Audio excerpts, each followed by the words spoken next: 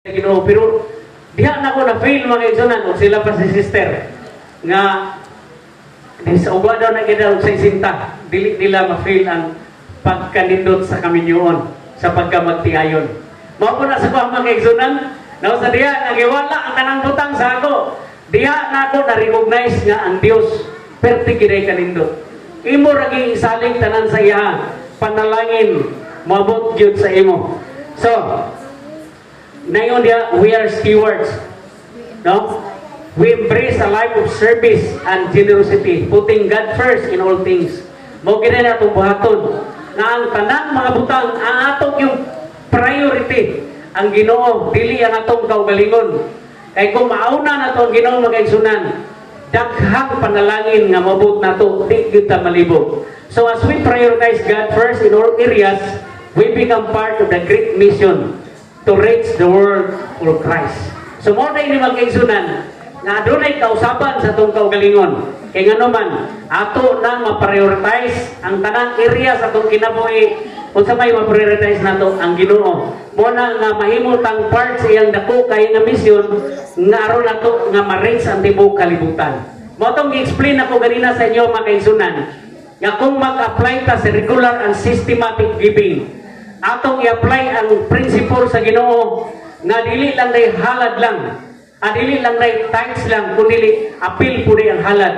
Duha giday na ang gingon diha sa balang kasulatan, no? Nga mabasa nato nga dal-an ninyo ang inyong halad ug may kapulo sa iyahang balay nga tipiganan. O sa diha nga mahimo nimo ni ang panalangin nga walay igong kabutangan moabot nimo. Ang nakanindot magaigsunan kay mahimo ta nga kabahin sa dako nga komisyon sa pagminsahe sa tibuok kalibutan. So, dying is near, but the good news is that we are part of God's incredible plan to spread His love to the world. Mo na pinakanindot magaigsunan nga ang katapusan hapit na mabot. Gamay na lang kayo'y kulang, pero ang nakanindot diha ang maayo nga balita tungod kay unsa man apil ta sa plano sa Ginoo, incredible plan sa Ginoo nga kini ato siyang ma-spread ang dako kayo nga gugma sa tibuok kalibutan.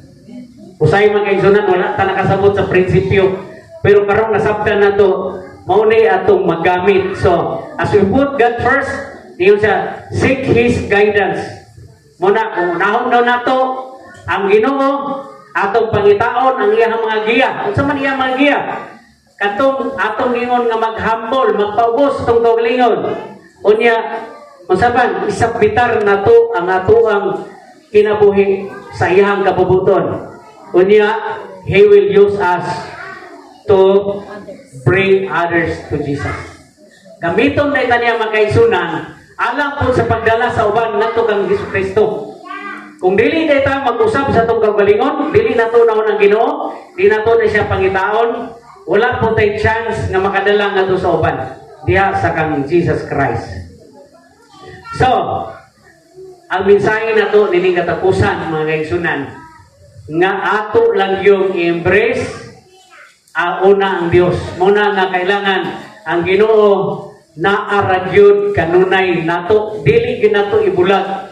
Mag-uban gyud kanunay nato naara gina sa tuwa. Nining ka utuhon magaigsunan ang mensahe nga dako nga ato gyud i-apply ang tulong ka mga prinsipyo. Unsa ang prinsipyo? Humble yourself, submit, naputi isa ko lang. No. His words. Unahon nato siya sa pag-ila. Una nga daghang kayong salamat sa inyong pagpaminaw sa mensahe. Hinaut ka itong mga pulong. Dako kayo kahimuan sa atong paghulat sa atong buhi nga Dios sa iyang pagbalik. Happy Sabbath ka na tanan.